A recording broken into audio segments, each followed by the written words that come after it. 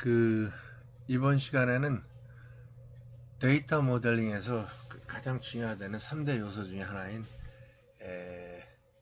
개체, 그러니까 엔티티에 대해서 설명을 드리겠습니다. 먼저 이제 개체의 개념에 대해서 나오고 있는데, 개체의 개념은 thing, 사물, 사건, 컨셉, 개념들의 어떤 것, 그러니까 개념을 나타내는 thing, 사물, 그러니까 어떤 것인데 동일한 업무 행위나 유사한 속성을 갖는 단일 개념으로 정의한 인스탄스들의 집합체를 말한다. 그랬죠. 인스탄스가 뭐라 그랬어요? 이렇게 데이터 건 바이 건 하나의 로우를 인스탄스라고 한다 그랬어요. 그렇죠? 계속 설명했잖아. 그럼 그 인스탄스들의 집합, 이것을 뭐라고 한다? 집합체, 얘를 엔티티라고 한다. 엔티티, 개체라고 한다. 이런 얘기입니다. 그러니까 즉 인스탄스의 집합이다. 그럼 인스탄스들은 뭐예요? 인스탄스들이라는 건 뭐예요? 로우잖아. 데이터 로우들의 집합을 말한다. 이런 이제 얘기가 나와 있고, 인스탄스는 다른 사물과 분리되어 존재하며 자기 자신을 명확하게 한다고. 뭐 프라이머리 키 있다라는 얘기고, 어떤 것이다 이런 얘기가 나오고, 인스탄스를 추상화하는 개념을 엔티티로 정의해서 사용한다. 여기서 보면 인스탄스들을 추상화라는 개념을 통해서 엔티티라고 정한다. 즉 인스탄스의 묶음을 묶어서 이름을 엔티티라고 부른다, 이런 얘기죠. 그랬잖아요. 제가 로지컬과 피지컬의 이 느낌이 여러분들이 어떻게 설명할지가 공통적인데, 야 이거 인스탄스들을 다 묶은 걸 뭐라고 할까? 그냥 논리적으로 그냥 우리가 엔티티라고 이름을 붙이자, 이렇게 했다라는 얘기입니다. 여기서 보게 되면 수많은 인스탄스들을 동일한 업무 행위나 유사한 속성들을 그대로 단일 개념으로 정의한 인스탄스들의 집합체를 사원 엔티티라고 된다. 즉 다시 말해서 이런 인스탄스를 묶어놓고 얘를 엔티티라고 그러는데, 그냥 엔티티로 얘도 엔티티가 많을 테니까 얘 이름을 붙여서 이놈의 이름이 사원이다 해서 사원 엔티티다 이렇게 부르자, 이렇게 얘기를 하는 거죠. 이렇게 해내는 거를, 이건 이제 데이터예요. 이 데이터의 설계서를 잡아내는 이런 과정을 뭐라 그런다? abstraction, 추상화라고 부른다. 이렇게 이제 설명이 되어 있죠. 추상화, abstraction. 추상화가 뭐라 그랬어요? 우리가 보고 느끼는 바를 정리해내는 게 추상화라 그랬잖아요. 미술가는 그림으로, 음악가는 오선지에, 우리는 엔지니어들이니까 무엇이다? 엔지니어링 기법에 의해서 정리해서 내낸 것, 이런 것들을 우리는 추상화라고 한다 그랬어요. 근데 추상화도 두 가지 방법이 얘는 그렸네요. 근데 많이 있어요. 많이 있는데 그 중에 케이스 메소드 방법하고 인포메이션 엔지니어링 방법이 있는데, 그건 앞에서 계속 설명을 했어요. 그러니까 사원, 둘, 넷, 6개 있잖아. 그럼 저는 그래요. 이분한테, 이 책 쓴 분한테 하고 싶은 얘기가 하나, 둘, 셋, 넷, 다섯, 6개 있잖아. 사원번호, 사원명, 생년월일, 전화번호, 그까짓 거, 직위, 입사일자 더 집어넣으면 이게 뭐 그렇게 대단하다고. 근데 이렇게 되면은 이제 뭐 설명하기가 좀 그렇죠. 그런데 이제 여기서 샵이 붙어 있는 게 프라이머리 키고, 옵셔널은 뭐 동그라미고, 별이 붙어 있으면 맨데토리고, 뭐 이제 그런 설명을 하는 거고, 이런 얘기를 계속 해 나오고 있습니다. 정보공학 내지는 데이터 관련 학자들의 기술에 뭐 이렇게 엔티티를 기술했대요. 제일 먼저 토마스 A. 브라운은 뭐라 그랬냐면, 정보가 되는 어떤 구별 가능한 그러니까 사람, 장소, 사물 또는 사건 또는 개념, 모든 것이라는 얘기죠. 뭐 세상에 있는 모든 것은 정보가 될 수 있다라면 그놈은 다 뭐라고 하겠다? 엔티티라고 해자를 토마스 A. 브라운이라는 사람이 얘기를 했답니다. 두 번째로다 뭐 누구냐면 인포메이션 엔지니어 제임스 마틴이네요. 그렇죠? 제임스 마틴은 또 뭐라 그랬냐면, 정보가 저장되는 실질적 또는 추상적인 어떤 사람 또는 thing, 사물이라는 얘기가 계속 나오고 있어요. 그 다음에 피터 첸이 누구라 그랬죠? ERD를 제일 먼저 그린 사람이라 했잖아요. 그때 중국 사람인데 이렇게 엔티티 그리고 관계는 마름모로 그려가지고, 이거 1960년대에 이런 ERD로다가 데이터 표현을 하면 좋겠다 해서 ERD를 창시한 사람인데, 그분은 뭐라 그러냐면 이걸 엔티티라고 정의하면서 다른 것과 구별되어 식별할 수 있는 사물이다, 이런 얘기죠. 즉 사물이에요. 그래서 IoT, 인터넷 오브 thing.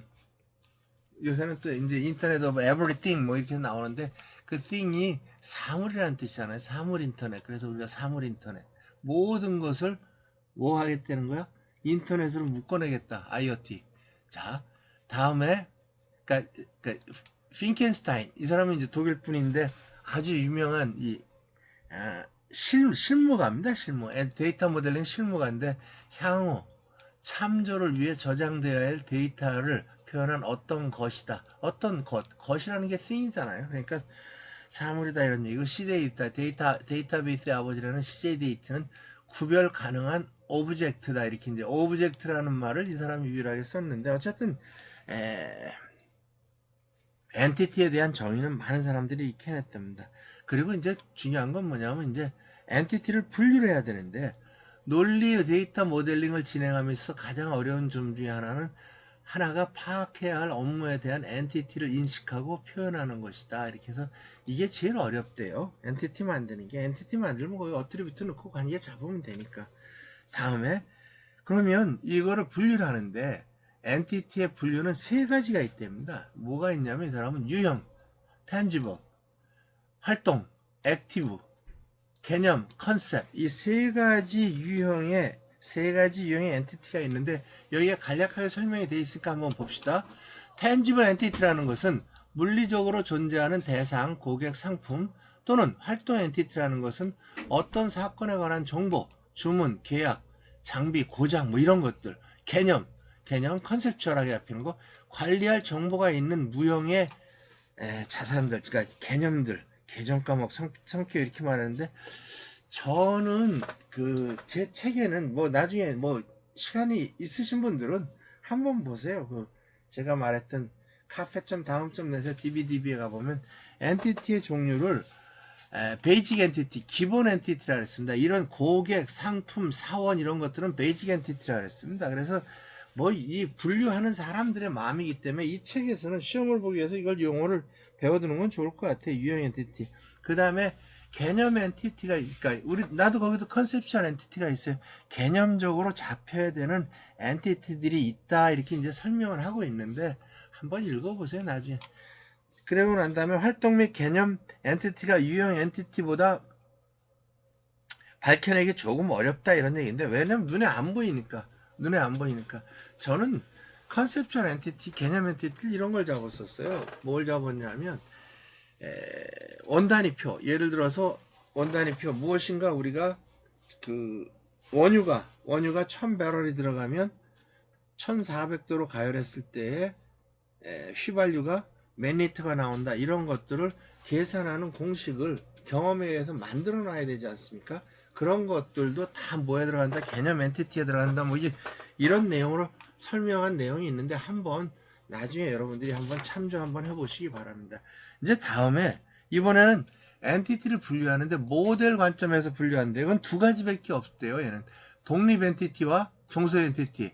그러니까 독립 엔티티는 인디펜던트 엔티티하고 디펜던트 엔티티래요. 이걸 이 관계형 DB에서 지금 이 아이디는 그냥 그림만 봐도 여기 짝지기만 봐도 이게 뭐예요? 정보광이잖아요. 그러니까 정보광 방법에 의해서 그려진 건데 그런데 여기 보면 독립 엔티티를 뭐라고 그랬냐면 인스턴스를 식별하는 데 있어서 다른 어떤 다른 인스턴스에 존재하지 않고 엔티티를 만드는 거예요. 즉 애초에 만들 수 있는 코드성의 주로 이 엔티티들을 다 독립 엔티티라고 그랬어요. 그리고 나머지는 다 종속 엔티티래요.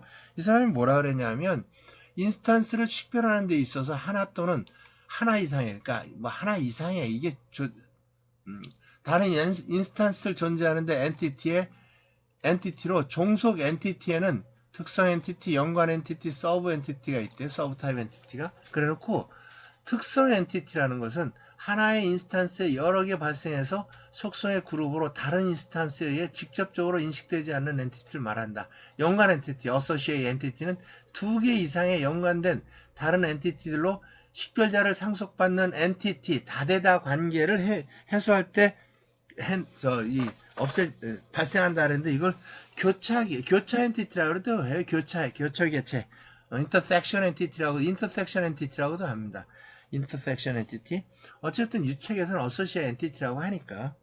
다음 subtype entity라는 게 있는데 다른 부분 즉합과 구분되는 공통 속성이나 관계를 공유하는 하나로 묶어서 올리는 엔티티 부분 집합들을 말하는데 여기서 한번 볼까요? 이 사람들. 요게 이제 슈퍼타입이래요. 슈퍼타입인데 독립이야, 얘는. 요거는 고객이라는 테이블은 이 업무를 처리하기 위해서 제일 먼저 만들어야 되는 독립적인 거에 다른 게 없더라도 얘는 만들어낼 수가 있다라는 거지. 그러면 얘도, 나는 그래요. 나는 주문이라는 건 고객이 있을 때 주문할 수 있다라고 그랬다면 이건 종속 엔티티가 됩니다. 내 생각은 그렇습니다. 그런데 이 사람은 뭐냐 하면 고객이 없더라도 주문은 할 수 있다라는 개념이죠. 왜? 얘가 foreign key로 여기 들어가 있으니까 얘는 넣을 값이 들어오면 되니까 야 고객번호 안 들어와도 주문은 만들 수 있잖아. 그래서 이 사람은 독립 엔티티라고 부릅니다. 그래서 이 두 가지를 독립 엔티티라고 했고 또 요거 보세요. 얘 상품 보세요. 얘랑은 다른 점이 뭐예요? 얘도 독립이고 얘도 독립이잖아요. 내 생각에는 이 상품도 이 사람 논리대로 하면 슈퍼 독립에 독립 슈퍼 타입으로 들어가야 됩니다. 독립 슈퍼 타입. 이 사람 말대로 하면 왜? 아무것도 없어도 얘는 만들 수가 있으니까. 얘도 아무것도 없어도 만들 수는 있어요. 하지만 업무에 제약이 나옵니다. 왜 나오는지 아세요? 이 사람은 이게 다시 여기 보면 고객 번호가 없을 때에는 얘가 없을 땐 얘가 못 들어간다라고 할 수 있잖아요. 그럼 종속 개체가 될 수 있어요, 이게. 그런데 이제 얘를 어떻게 하는 거예요? 프라이머리 키를 안 넣고 어트리뷰트를 집어넣고 난 다음에 고객 번호가 없더라도 데이터는 만들 수 있으니까 독립 개체라고 하는 모양이에요. 하지만 얘네들은 보세요. 주문을 하는데 주문 상품 어떤 특정 주문에 볼펜, 사인펜이 들어와야 되는데 주문 마스터 없이 들어올 수 있겠어요? 없단 말이지. 근데 주문을 하니까 볼펜은 이게 등록이 안 되는데 쓸 수 있겠어요? 안 되지. 그러니까 얘네 둘이 없으면 얘는 결코 만들어질 수가 없잖아요. 그러니까 종속 엔티티가 되는데 뭐라는 거예요? 여기에서 보면 종속 연관관계, 어서시엣 관계예요. 아까 그랬죠. 어서시엣 관계라니까. 한번 보세요. 나는 이 어서시엣 관계를 이렇게 뽑아내는 걸 싫어해요. 억지로 뽑아내는 거 같잖아요. 한번 보세요. 1, 0, 1, n. 1, 관계에서 설명드릴 거예요. 한 번만 여기서 먼저 할게요. 0, 1, n이에요. 하나의 주문에는 주문되는 상품이 하나도 없을 수 있다. 말도 안 되죠. 그쵸? 말도 안 되잖아. 그쵸? 왜? 주문에 상품이 한 개라도 있어야 주문이지. 그거 아니면 빈존이잖아요. 하나의 주문에 말도 안 되지. 하나의 주문에 주문되는 상품이 하나만 있을 수 있다. 그럴 수 있어요. 여러 개 있을 수 있다. 볼펜, 사인펜. 그쵸? 한번 볼게요. 상품이 있는데 상품이 등록되어 있는 거예요. 1, 2, 3, 4, 5, 6, 7, 8, 9. 한 번도 등록이 안 될 수 있다. 그럴 수 있어요. 그쵸? 한 번 등록돼서 주문될 수 있다. 여러 번 주문될 수 있다. 볼펜이 여러 번 주문될 수 있다. 이런 얘기죠. 그럼 여기서 남는 게 뭐야? n에 1에 빵. 그 다음에 이건 뭐야? n에 1이죠. 그러니까 뭐라는 거야? 얘랑은 오리발이 만났으니까 many to many가 된다는 얘기지. 그 many to many를 없애주기 위해서 아까 그랬잖아요. 이게 어서시엣 관계. 다대다 many to many 관계를 해소시키는데 생성되는 거다. 뭐라는 거야? 얘를 없애주기 위해서 뭘 생성했어? 이 개체를 생성을 했잖아. 그러니까 이놈이 뭐라는 거야? 어서시엣 엔티티라는 거예요. 이게 그 설명을 해주는 거야. 그렇다면 얘는 뭐라는 거야? 어서시엣 엔티티인데 문제는 뭐냐면 잘 봐요. 여기서 이쪽이 이렇게 돼 있었어. 이렇게. 그치? 이쪽은 이렇게 돼 있었어. 한번 볼게요. 그래 놓으면 어서시엣 엔티티가 되고 나면 이쪽에 있었던 얘가 어디로 가는가? 1, 2 가고 이쪽에 있었던 이거 오리발, 맨데터리, 옵셔널이 이쪽으로 가면 반대편에 갖다 주면 맞는다는 얘기지. 이 관계를 나중에 제가 다시 정확하게 설명드리겠습니다. 그 다음에 고객 주소 같은 건 뭐라는 거예요? 사실 고객 주소는 여기 들어가도 돼요. 근데 그때 거밖에 안 들어가니까 뭐라는 거야? 언제 몇 번이고 변경되는 걸 사람들 몸무게 같은 거 이런 거 할 수 있잖아요. 그쵸?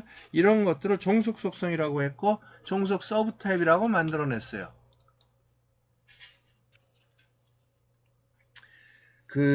이제 여기서 먼저 케이스 메서드 표기 방법은 존재하지 않는다 이런 얘기는 했는데, 이게 무슨 얘기냐면 이하리누단 이거 나타낼 수 있는데, 왜 그러냐면 이 서브 타입이나 이 종속 관계를 나타내는데 케이스 메서드 이 표기법은 좀 어려움이 있습니다 이런 얘기를 해주는 겁니다. 별것도 아니죠.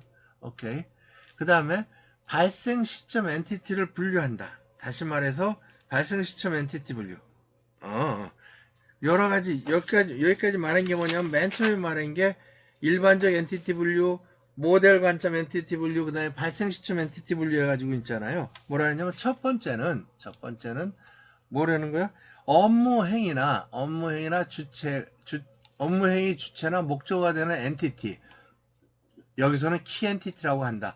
두 번째는 키 엔티티의 행위를 말함으로써 발생되는 행위. 뭐 이렇게 해서 그 다음에 행위 집합 중에서 좀 더 하위의 행위로 발생시키는 주체나 목적어가 될 수 있는 엔티티이다.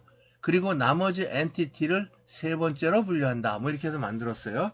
자, 키 엔티티라고 나와 있어요. 키 엔티티를 이 사람이 뭐라 하냐면 자신이 부모를 가지지 않는 엔티티, 즉 부모가 없는 거야. 맨 처음에 시작하는 엔티티를 키 엔티티라고 한대요.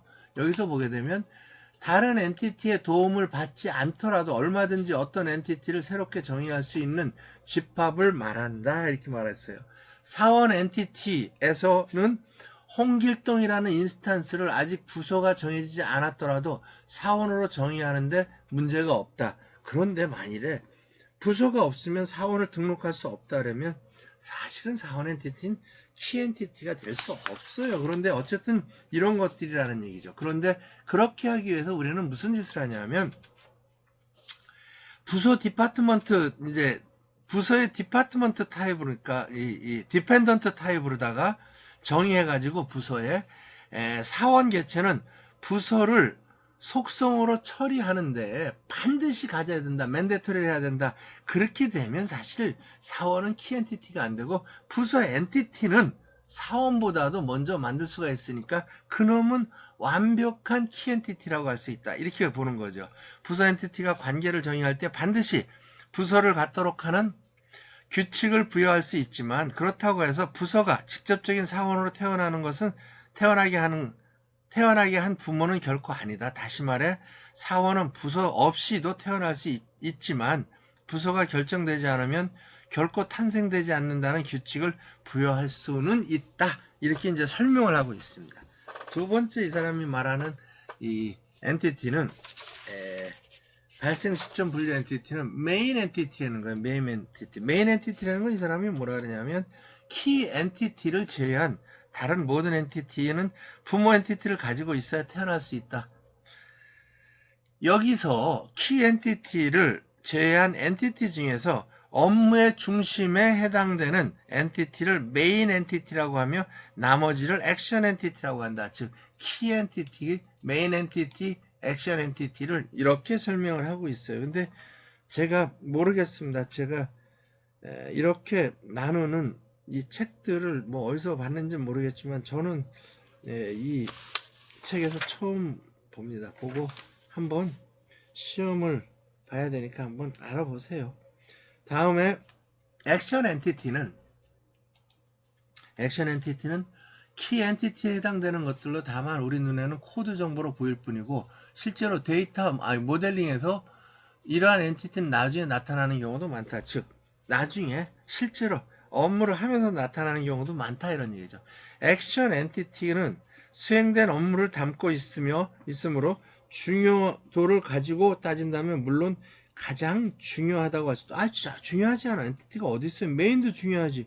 만일에 아까 키 엔티티 같은 경우에도 키가 없으면 어떻게 데이터가 생기겠어요? 뭐 가장 중요하다 그냥 그러나 이들은 스스로는 결코 태어날 수 없는 그러한 엔티티다. 반드시 종속 타입이다. 무엇인가 나의 마스터가 있을 때에만 만들 수 있다. 키 엔티티와 메인 엔티티가 아닌 것은 나머지는 키 엔티티와 메인 엔티티가 아닌 것은 모두 액션 엔티티라고 한다. 이렇게 이제 이분이 설명을 하고 있네요.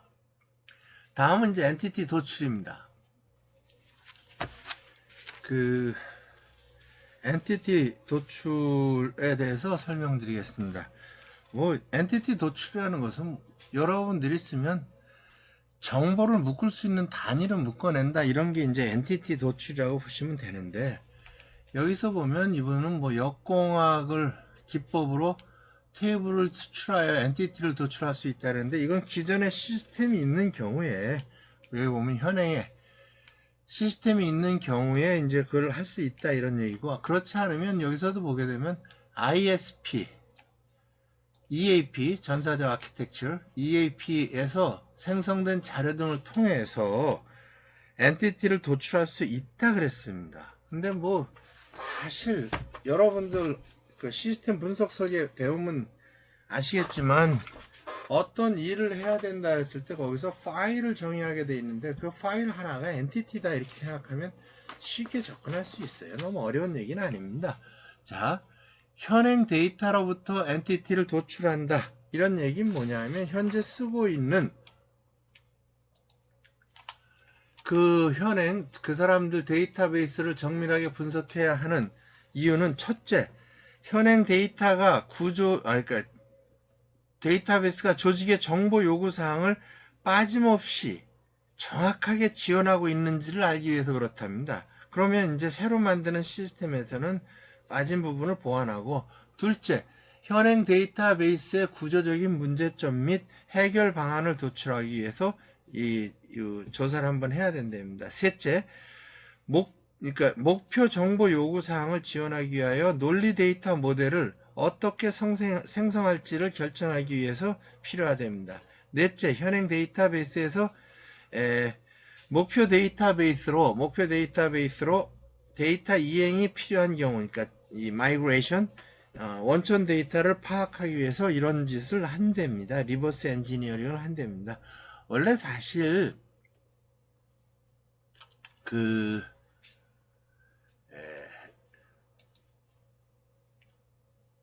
우리 소프트웨어공학, 정보공학에서 말하는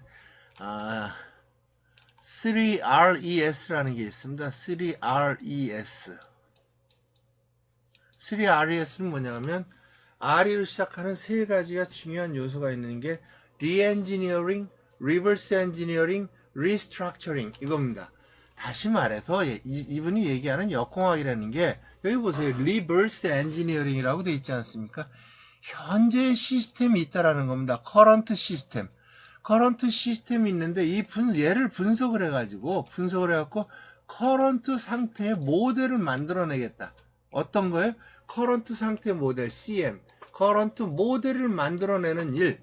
설계서를 뽑아내는 거. ERD를 역으로 그려내는 거. 요 과정. 시스템으로부터 모델을 도출해가는 이 과정을 우리는 뭐라 하냐면 리버스 엔지니어링이라고 하죠. 리버스. 그럼 리엔지니어링이 뭐냐 하면, CM, 커런트 모델을 가지고 다시 한번 조정을 합니다. 어떻게 하면 더 좋아질 것이냐, 개선될 것이냐, 이거를 가지고 반영을 시켜서 하는 이 작업을 뭐라 하냐면 리엔지니어링이라고 하죠. 여러분들 집도 리엔지니어링 하잖아요. 현재 살고 있는 집에 껍데기는 그대로 두면서 안에를 좀 바꾼다든가, 더 예쁘게 한다든가, 뭐 커튼을 더 예쁘게 해서, 이런 것들이 다 리엔지니어링이거든. 그럼 커런트 모델에서 리엔지니어링을 하게 되겠죠. 그러면 새로운 요구사항도 나오겠죠. 그러면 new requirement가 있을 수 있어요. new requirement를 반영시켜서 re-engineering 됐던 그 내용을 해가지고선 뭘 만드는 거예요? new 모델을 만드는 거지. new 모델을 만드는 거예요. current 모델에서 개선된, improve된, 반드시 개선된, improve된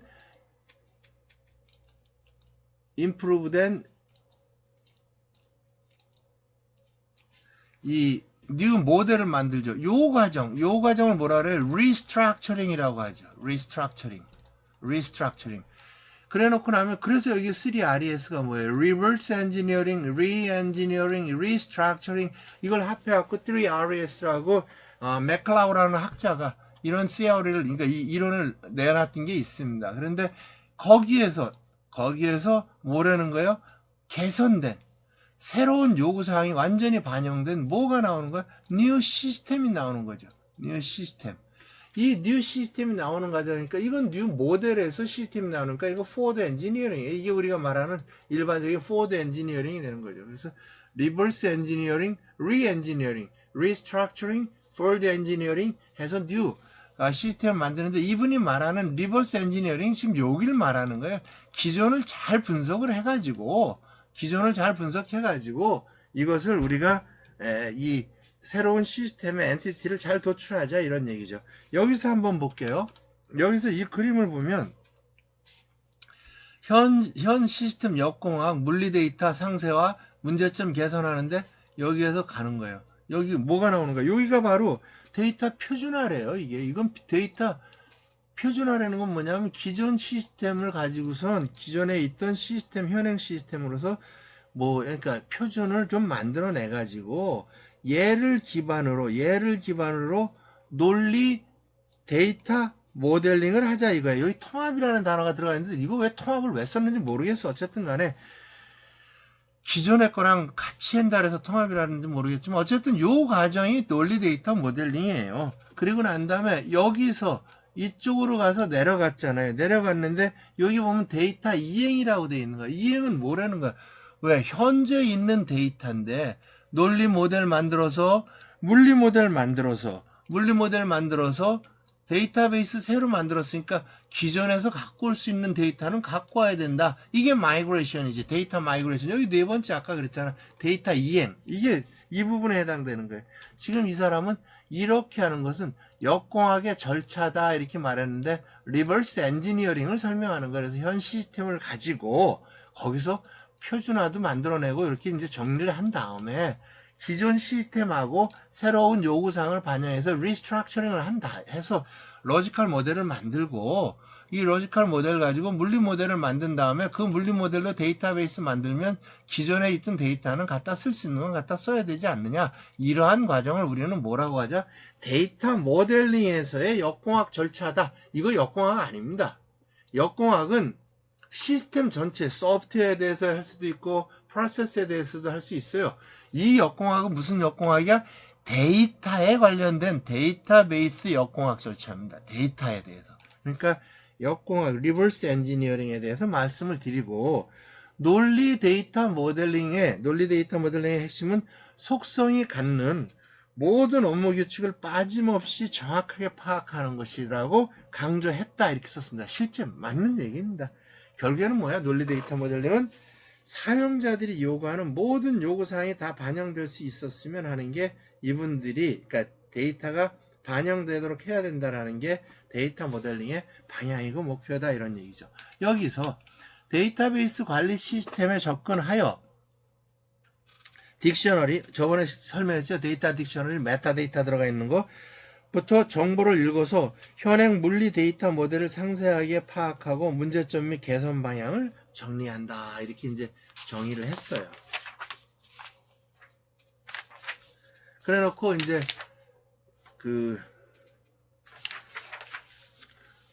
이제 이 내용에 대해서 여태까지 분석에 대한 내용이 이런 이제 일반적인 내용들이 이제 소프트웨어 공학적인 얘기가 조금 나옵니다. 나오고 난 다음에 여기에 보면 뭐라고 나왔냐면 데이터 거버넌스 통제 시스템 체계가 갖춰지지 않은 환경에서는 현행 데이터 모델이 없거나 있다 하더라도 실제 테이블과 엔티티가 차이가 날 수 있기 때문에 이에 대한 정비부터 수행해야 된다 이런 얘기 써 있습니다. 좋은 얘기입니다. 즉 다시 말해서 옛날에 만든 다큐멘트하고 현재 운영되고 있는 시스템이 맞지 않으니까 그것부터 정확하게 한 다음에 리버스 엔지니어링을 해야지. 리버스 엔지니어링 하는 게 그거부터 하는 게 중요하진 않다 이런 얘기입니다. 즉 현 시스템을 기준으로다가 분석해 들어갈 준비를 해라 이런 얘기입니다.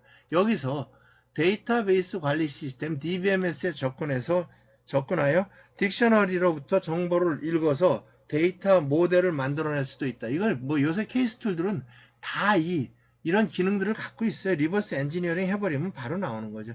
이러한 일련의 과정을 역공학 기법이라고 한다. 역공학 기법으로 만들어진 데이터 모델을 보면 테이블의 외래키 constraint, 제약 조건이죠. constraint, 설정했다면 관계가 있을 것이고 외래키에 설정을 안 했으면 관계가 없는 테이블로 속성들만 엔티티만 툭툭 나타날 것이다 하는데 여러분들이 ER윈이든 뭐 이런 걸 가지고 리버스 엔지니어링을 한번 해보세요. 그럼 자신들의 그 DB가 현재 얼마나 잘못되어 있는지가 한눈에 들어올 수 있습니다. 이렇게 말씀드릴게요. 다음에 정보 요구 분석입니다. 여기서 보면 목적을 달성하기 위하여 기능을 수행하기 위한 달성하고 기능을 수행하기 위하여 필요한 정보를 말하는데 그것이 정보 요구랍니다. requirement 정보 요구죠. requirement 여러분 매일 요새 requirement management도 있지 않습니까? 프로젝트 매니지먼트니까 정보 요구 분석을 어떻게 할 것이냐 그것을 하게 되면 그것으로부터 뭐가 나올 수 있다? 엔티티가 도출될 수 있다 이런 얘기죠. 범주는 전략, 기획, 통제, 운영 이건 뭐 계속 나오는 거잖아요. 3사이드 4레벨에서 그 나왔던 얘기고 관심 분야는 뭐 작업에 관련됐느냐 변환에 관련됐느냐 사용자층은 전략은 경영자, 기획은 부서장 글쎄 통제는 하급관리자 뭐 하급관리자는 기획 관심 가지면 안 되나 운영은 실무자 몸으로 때우는 사람 뭐 이런 얘기죠. 어쨌든 간에 이런 것들에 대해서 특성 뭐 이렇게 해서 정보 요구의 범주라고 그랬는데 이게 뭐 소프트웨어 공학하고 맞는 건지 정보 공학에 맞는 건지 뭐 이렇게 이제 이분은 정리를 했습니다. 여기서 그런데 요거 하나만 볼게요. 정보 요구 분석에 조사 분석 정의 점검 이렇게 돼 있죠. 조사 분석 정의 점검 및 관리 기법은 과목 2 데이터 요건 분석을 참조하기 바란다. 이 부분에 아마 자세히 나오는 모양이에요. 여기에 데이터 요건 분석 챕터 2에 우리는 지금 챕터 4 나오잖아요. 그러니까 그 앞에서 나오는 모양입니다. 여기서 보면 업무에서 사용하는 문서로부터 도출한다. 무슨 얘기냐면 그 사람들이 지금 사용하고 있는 다큐멘트 문서를 보게 되면 그게 뭐 산출물이든 아웃풋이든 아니면 인풋이든 그분들이 사용하고 있는 다큐멘트를 도출하게 되면 뭘 할 수 있다? 엔터티를 도출할 수 있다 이런 얘기입니다. 이게 이제 나중에 정교화 기법으로 다 처리하는데 제가 나중에 좋은 예제를 하나 보여드리겠습니다. 가장 좋은 자료 중에 하나가 현업에서 사용하고 있는 실 데이터 값이 보이는 문서이다. 무슨 얘기냐면 예를 들어 인사기록 카드다 이렇게 되면 인사기록 카드 하나 줘보세요 이렇게 하지 말고 인사기록 카드에 데이터가 정리되어 있는 카드를 하나 줘보세요 이렇게 해라 이거지. 왜? 그래야 데이터 타입과 데이터 유형이나 랭스 같은 것도 한눈에 볼 수 있어요. 그냥 양식만 받기보다는 그런 것들까지 여러분들이 관심을 갖고 보십사 하는 얘기죠. 이제 업무에 현업에서 발생하는 데이터와 관계된 업무 사실을 가감없이 볼 수 있는 장점이 있기 때문에 그렇습니다. 라고 이제 나오고 있죠. 다음번에 데이터 사용자 인터뷰로부터 도출한다. 저는 여기서 인터뷰 얘기하면 딱 한마디입니다.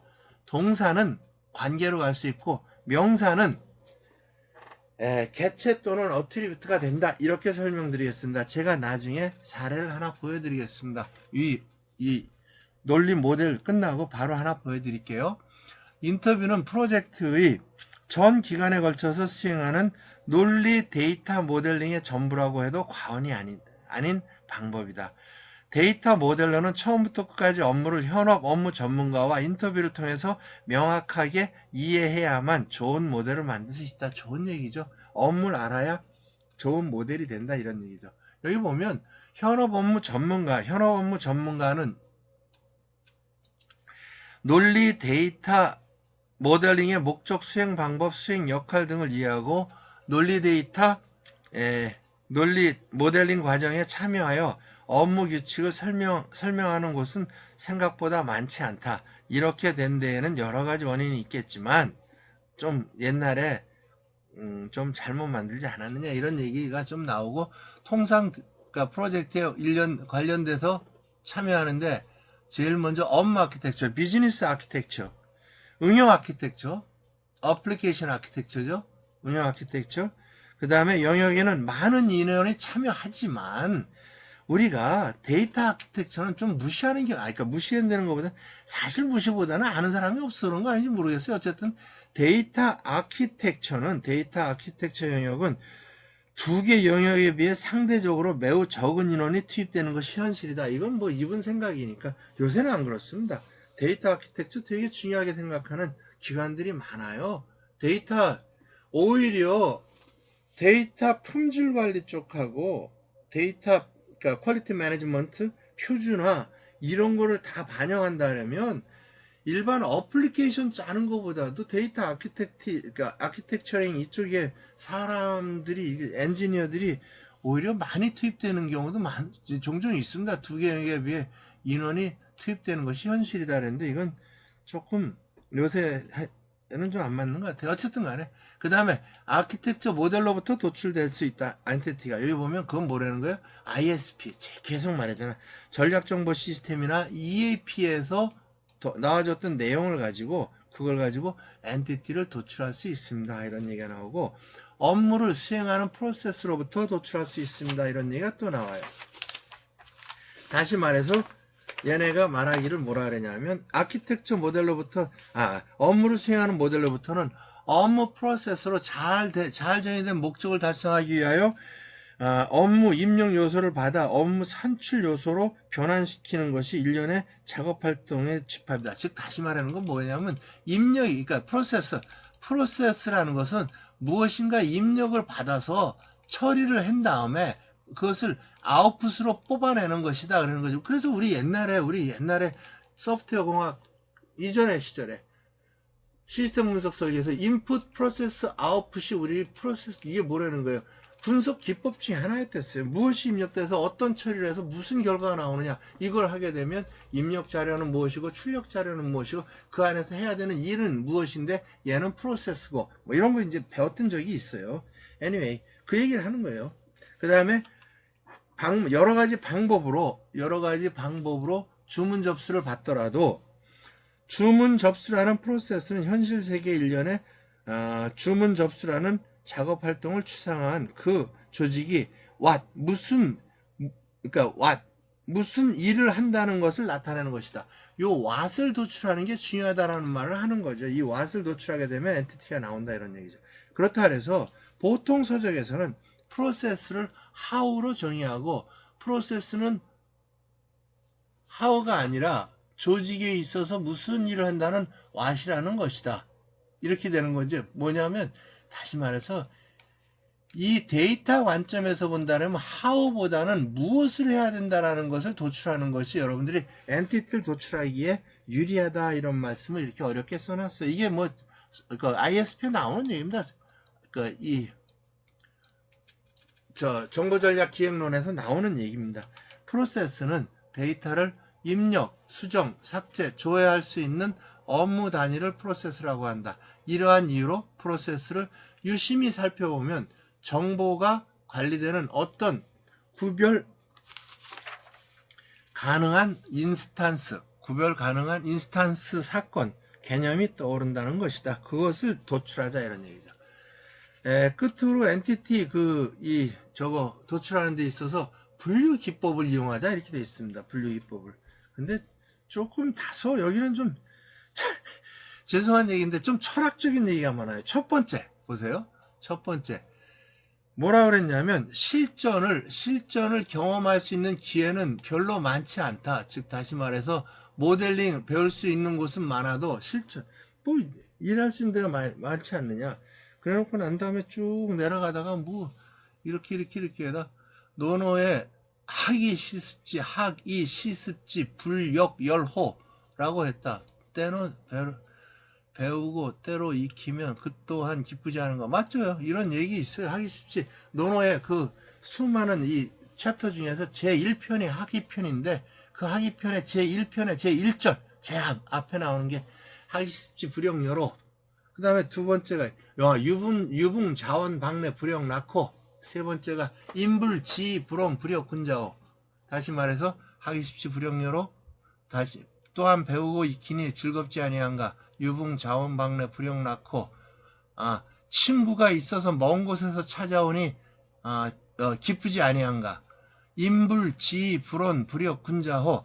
다른 사람이 나를 알아주지 않아도 마음에 두지 않으니 나는 군자 아닌가.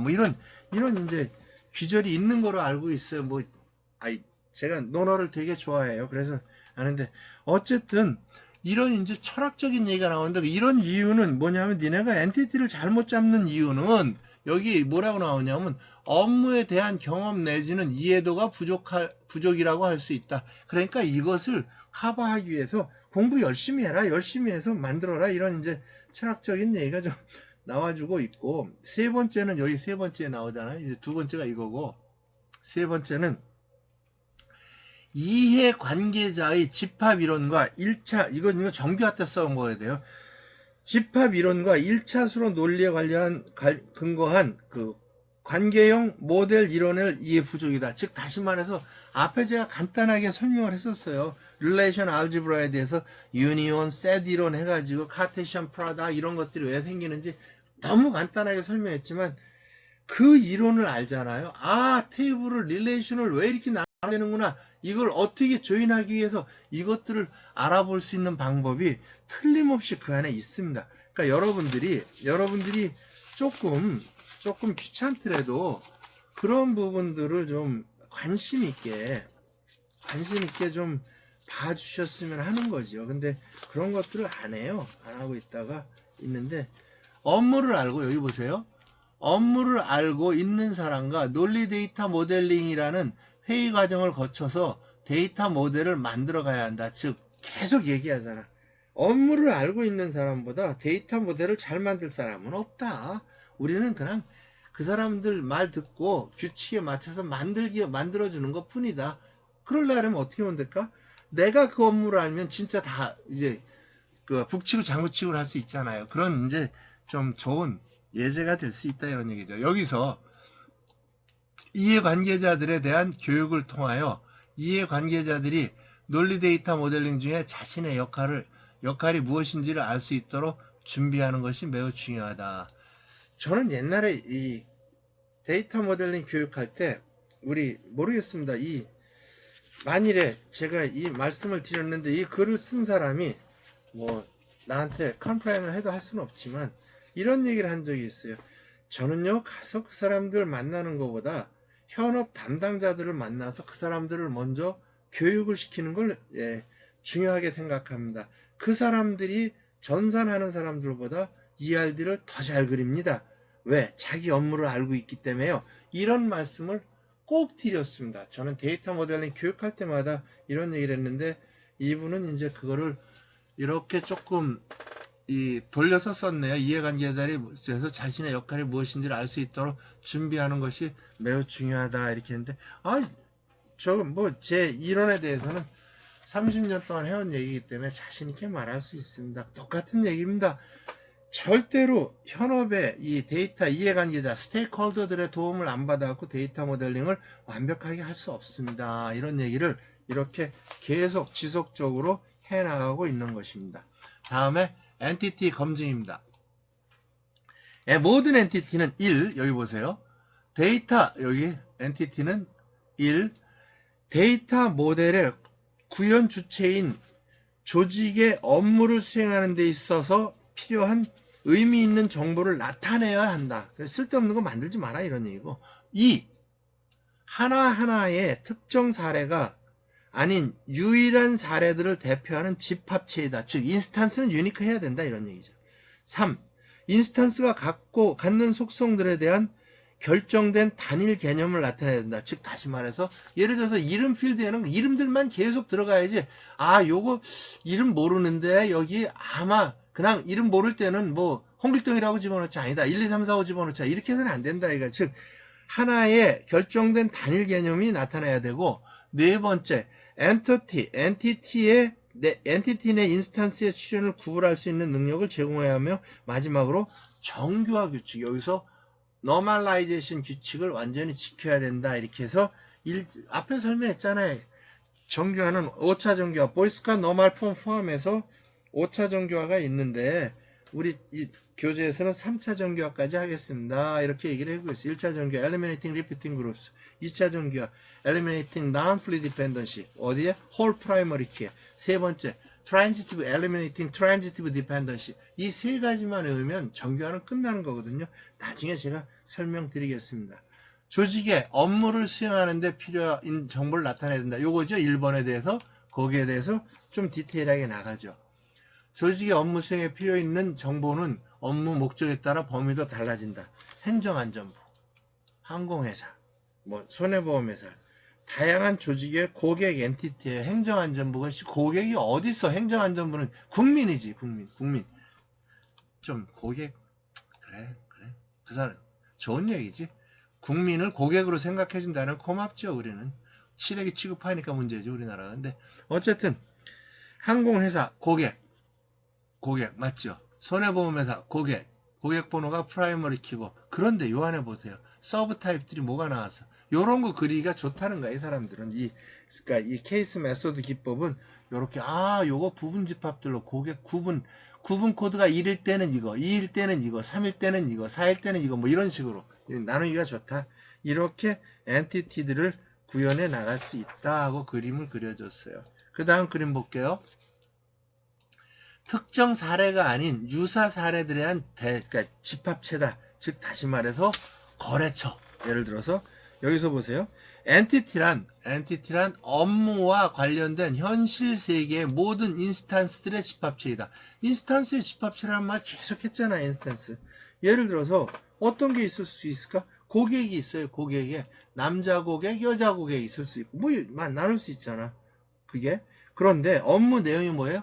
구매 부서에서 공급처의 자재에 대한 주문을 수행하고 이렇게 설명을 했어요. 그런데 구매 부서가 있었어요. 구매 부서가 있으면 그러면 다시 해볼까? 그럼 주문 부서 있어요. 구매 부서 또 만들고 주문 부서 또 만들고 이럴래? 아니면 부서 하나로 만들래? 부서 하나로 만들어야지. 인스탄스를 보면 그걸 알 수 있다라는 얘기입니다. 거래처도 마찬가지예요.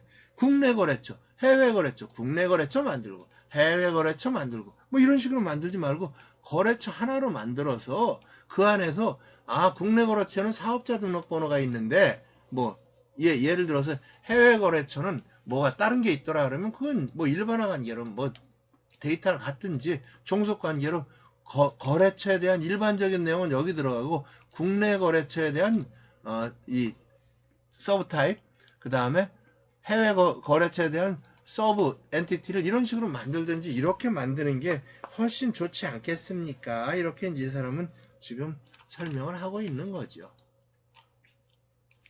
다음에가 이제 인스탄스가 포함해야 될 내부 연관성의 속성들에 결정된 단일 개념을 대표해야 된다 이랬습니다.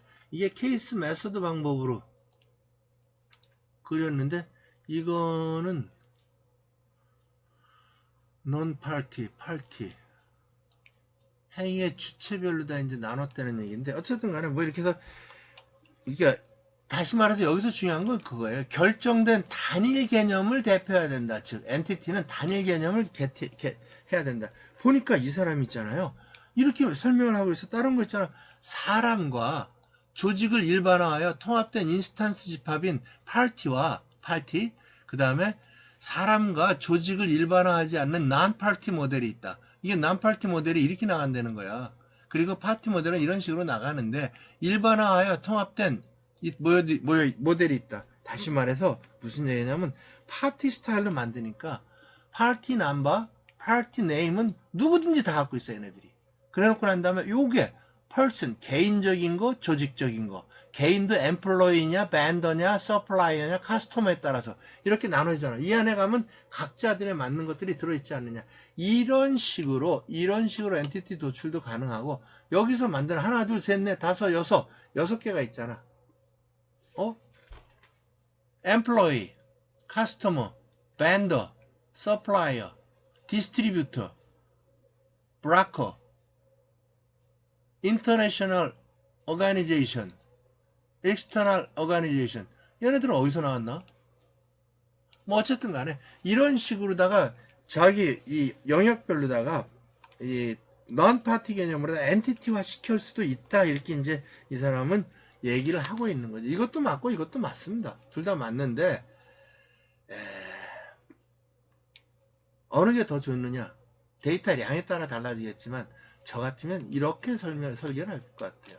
공통 부분을 놓고 거기서 퍼스널일 경우에 나가고 여기에 어가니제이션일 경우에 나가고 거기에서 일반화 관계로 더 내려가는, 저 같으면 이렇게 엔티티만 이렇게 만들어내는 것보다는 공통 부분을 슈퍼 타입으로 올리는 이런 개념으로 다 만들 것 같아요.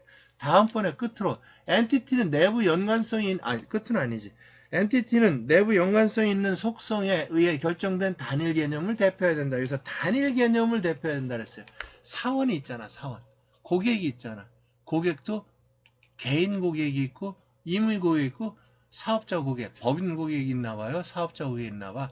이런 것들에 대해서 이건 공통 부분이잖아. 공통 부분이니까 여기다 올리고 이렇게.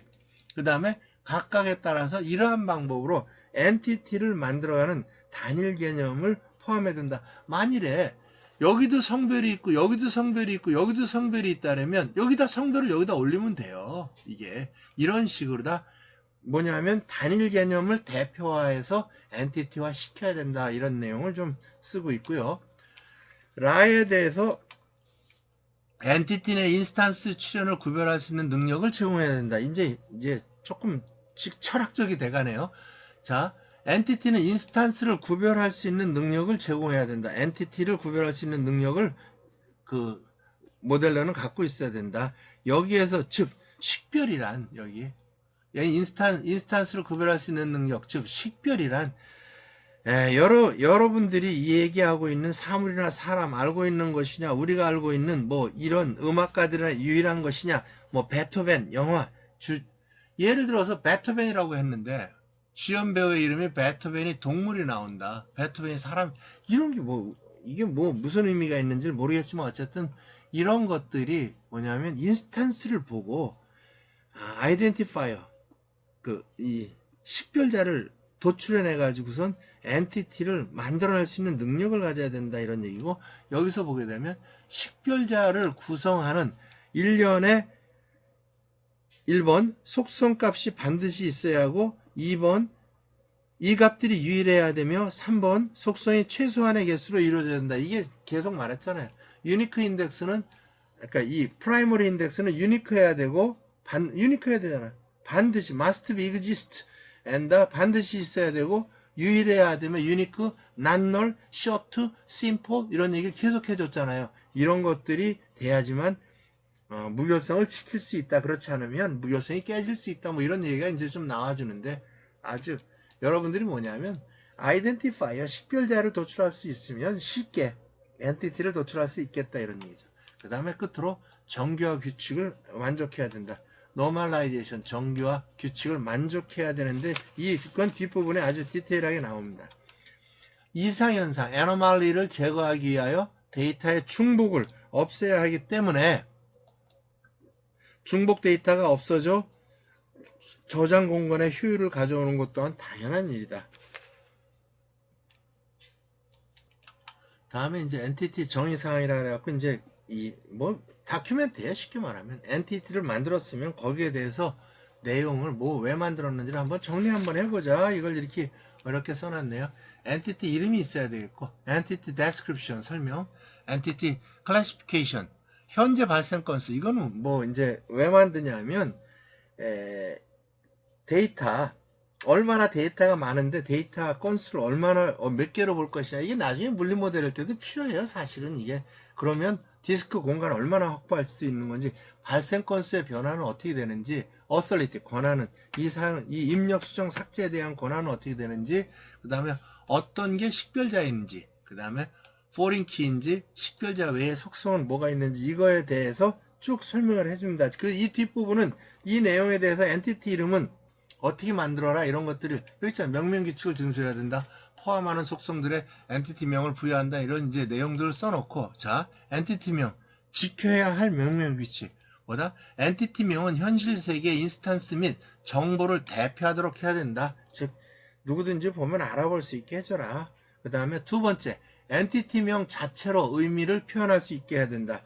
예를 들어서 사원 등과 같이, 상품, 계약 등과 같이 논리, 모델을 활용하는 사람들이 그 엔티티만 보고도 무엇인지 알 수 있게끔 해주자. 이런 얘기죠. 그리고 가능하면 여러분들이 아는 용어보다는 그 스테이크홀더들이, 이 관련자들이 쓰는 용어를 그대로 써주는 게 좋습니다.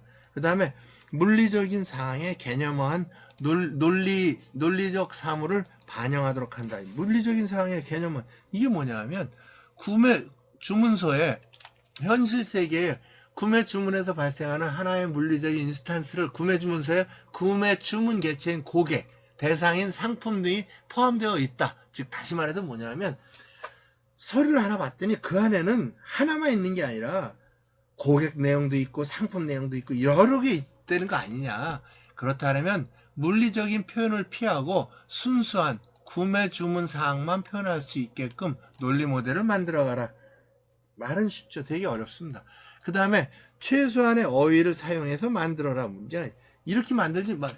국내 업무용 주식 종목이라는 이름을 보면 이게 뭐 이렇게 만들려는 거야? 분명 해외 업무용 주식 떠오를 것이다. 하나의 주식이 국내 데이터 중복을 초래할 수도 있을 것이다. 아니 주식 종목을 만들고 이게 국내용이냐 해외용이냐 분류하는 게 낫지. 어쨌든 엔티티 네임을 저렇게 만들지. 지키지 말아야 할 명명규칙입니다. 말아야 해요. 이거 잘 봐야 돼. 말아야 할. 데이터 관리자 승인을 받지 않은 약어 또는 뭐라 썼어요? 두문자어. 약어. 예를 들어서 이니셜 써먹는 거 말하는 거죠. 두문자어를 그런 것들은 맘대로 쓰지 마라. 왜? 딴 사람들은 모르고 너만 알아보니까. 다음에 테이블, 파일, 메뉴, 보고서, 입력화면 같은 정보 시스템 구성 요소를 테이블 이름으로 쓰지 마라. 두 가지 이상의 개념을 동시에 갖고 있는 이런 표현은 사용하죠. 법인 또는 개인 고객 뭐 이런 식으로 쓰지 말아라 이런 얘기죠. 그렇죠? 여기 써 있잖아. 그 다음에 엔티티 설명. 엔티티 설명은 그대로 엔티티가 이게 뭐하는 엔티티라 설명하라. 이거 부서다 이거. 예를 들어 학과다 이거지. 학과.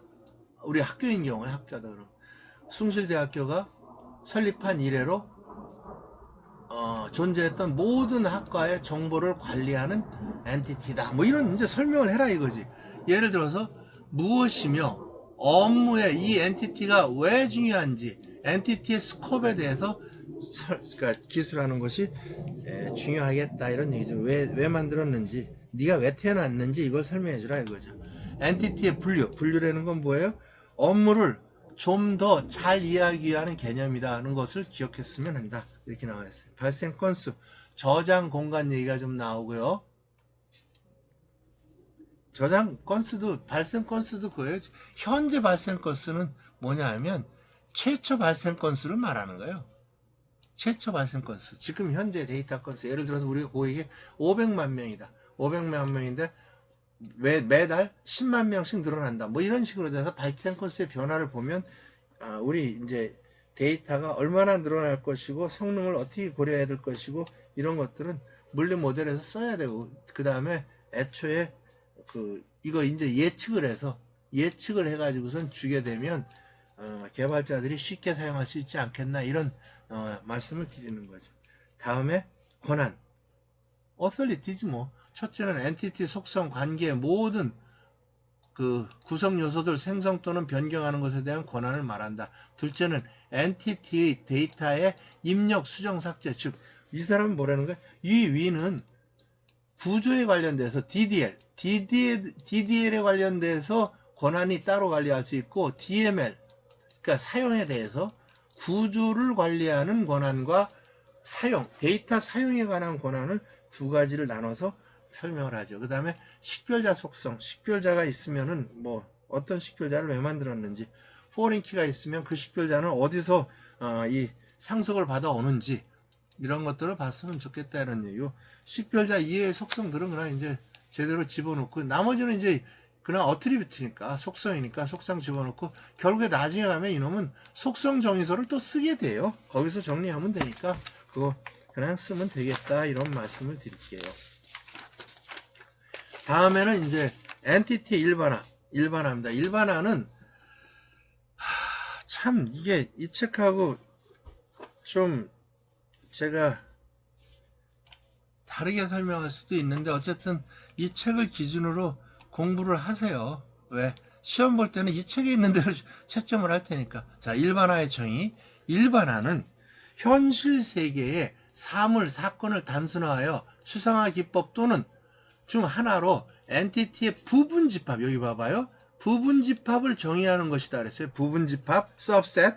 그 다음에 이것을 슈퍼 타입과 서브 타입. 계속 얘기했잖아. 슈퍼 타입과 서브 타입. 릴레이션을 갖고 있을 때 포린 키를 주는 쪽을 슈퍼 타입, 가져가는 쪽을 서브 타입이라고 그랬어요. 그렇죠?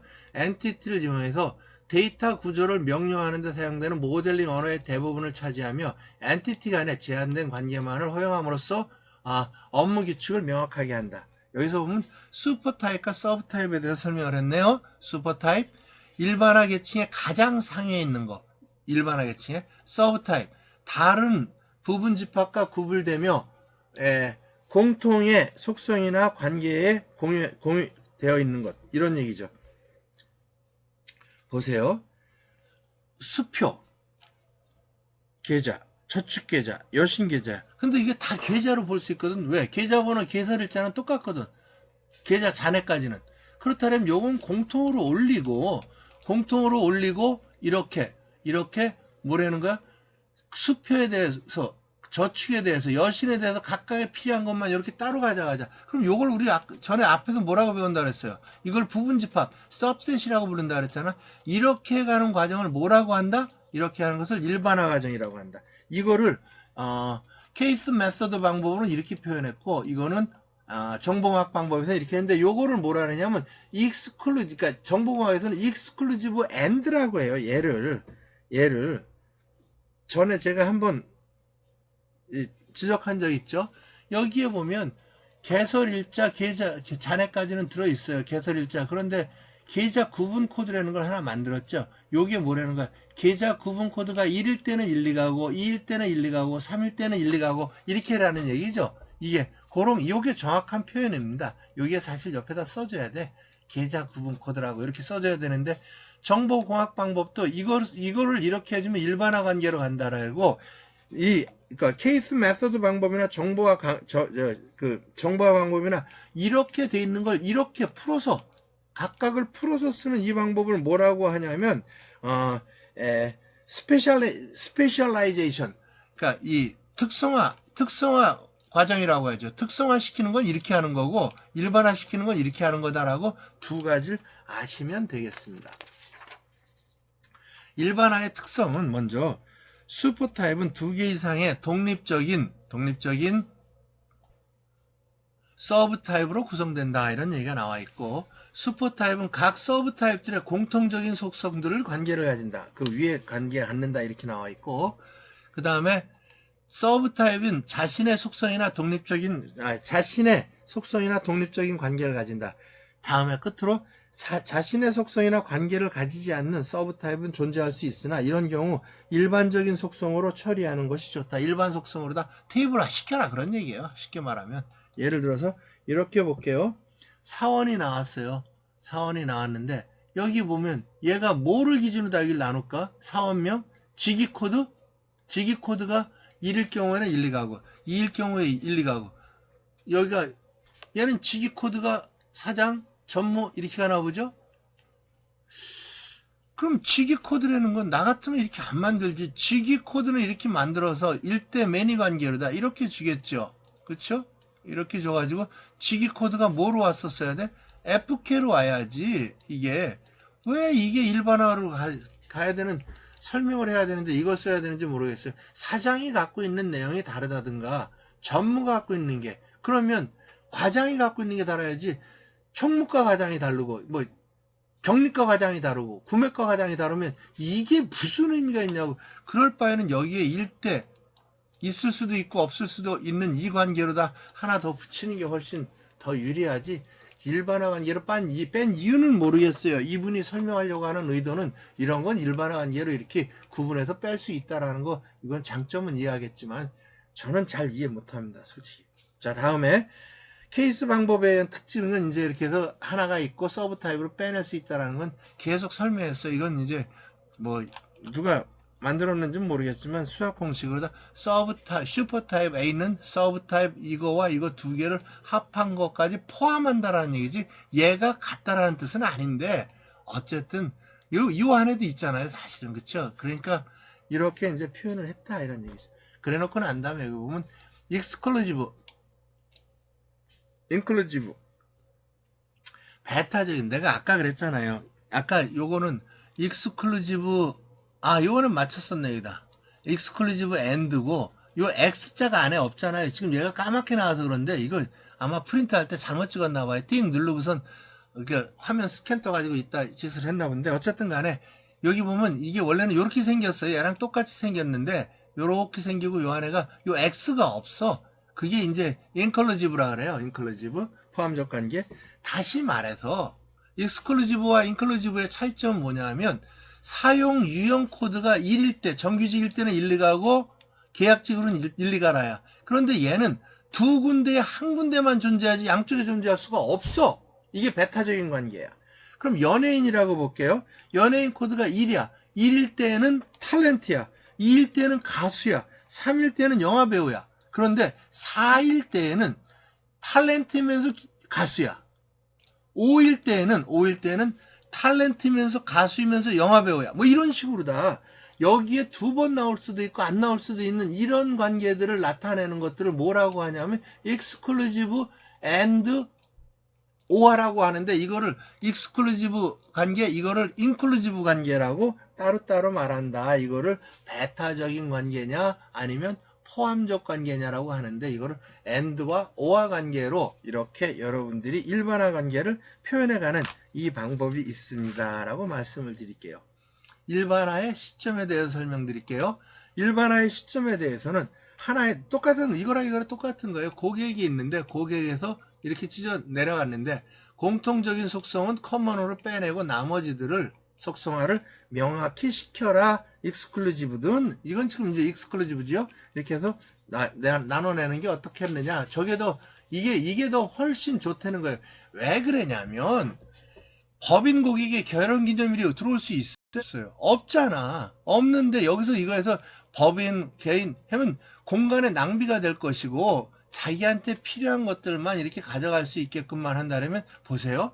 이게 100만 건이라면 법인 고객이 50만 건이고 개인 고객이 50만 건이라면 이게 몇 건이라는 거야? 50만 건씩이라는 거지. 그럼 100만 건을 읽는 게 빠르겠어요? 50만 건만 읽는 게 빠르겠어요? 이런 것들의 퍼포먼스도 개선할 수 있고, 그래서 일반화를 여러분들이 잘 활용하게 되면 좋은 모델링이 됩니다. 이런 얘기를 이렇게 어렵게 써놨습니다.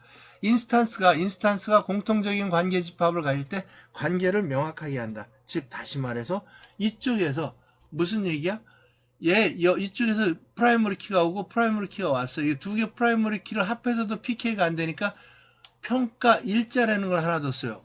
이게 그래 놓고 난 다음에 이쪽으로 내려가서 보세요. 일반화 시킨 거야. 일반화 시켰더니 재무증서 아이디가 프라이머리 키야. 얘가 이쪽으로 내려온 거잖아. 주식인 경우에 여기 들어있고 사채인 경우에 여기 들어있다고. 이렇게 사채를 쓰나 봐요, 회사가. 어쨌든 그 다음에 얘는 그대로 내려온 거고, 그럼 매니 투 매니가 내려왔잖아. 이렇게 됐잖아. 이게 무슨 관계냐? 관계 명확하게 해라 이거. 이게 지금 요 안에서 주식인 경우에는 요게 증서가 주식인 경우에 여기다 이렇게 일반화 관계로 만들었던 거를 여기서 우리 정보공학 방법에서는 and를 가지고 주식이면서 사채일 수는 없기 때문에 and 관계로 해서 이렇게 빼내 가지고 만든다면 요렇게 앰비기어스한 이러한 설계가 뭐로 만들 수 있다는가? 이러한 완벽한 일반화 관계 표현으로 다 만들어낼 수 있습니다 하는 걸 말씀드리는 거죠. 다음에 여기에서 말씀드리는 건 뭐냐 하면 공통적인 집합을 할 때 관계 명확하게 쓸 수 있다. 여기서 보면 아까 그랬잖아요. 일반화 관계, 제너럴라이제이션 관계하고 뭐라 그랬어? 이쪽으로 오는 거 스페셜라이제이션 관계라 그랬죠. 이렇게 돼서 이렇게 돼 있는 경우를 이렇게 법인인 경우에는 하나를 빼내고 고객인데 여기서 다이렉트로 이렇게 줄 수 있는, 법인 고객에서 줄 수 있는 이러한 설계 기법이 있다. 이거를 우리는 정보공학 공학 방법으로 쓰게 되면 이런 것들은 법인 고객 이렇게 쓰면 되는 거예요. 이게 똑같은 그림입니다. 얘랑은 그러니까 조금도 안 틀린 똑같은 설계 기법이다 이렇게 말씀을 드릴게요. 다음에 일반화의 장단점에 대해 설명을 할게요. 일반화의 장단점은 뭐 별건 없어요. 별건 없는데 데이터의 통합적인 관리가 가능하므로 데이터 관리 노력 및 프로그램의 수를 줄일 수 있다.